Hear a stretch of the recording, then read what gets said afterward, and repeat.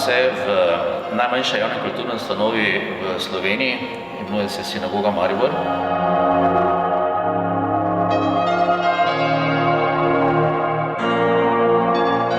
To ne bi bilo tako izjemno, če ne bi bila to seveda sploh edina srednjeveška sinagoga, ki jo imamo v Sloveniji.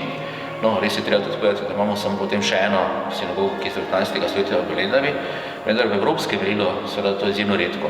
Tako da se lahko pohvalimo, da smo edina srednjeveška sinagoga, ki je v neki funkciji med Prago in med Dubrovnikom.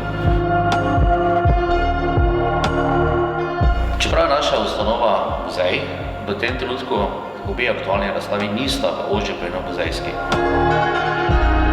V glavnem prostoru je trenutna razstava pokojnega akademskega slikarja Bogdana Borčiča, človeka, ki je preživel Dachau in o čemer ni nikoli v svojem življenju govoril, razen tik pred smrtjo naredi ta slikarski ciklus, kar nam dejansko govori, kako je pomembno seveda izpovedati stvari, ki se dogajajo.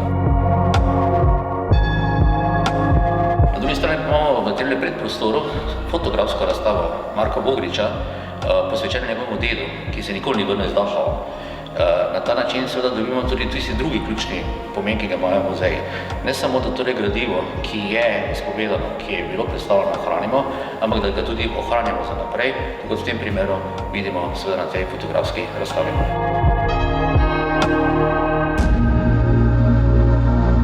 Eno in drugo, torej držati se spomina, ohraniti spomin in pa ključno, zakaj muzeji smo.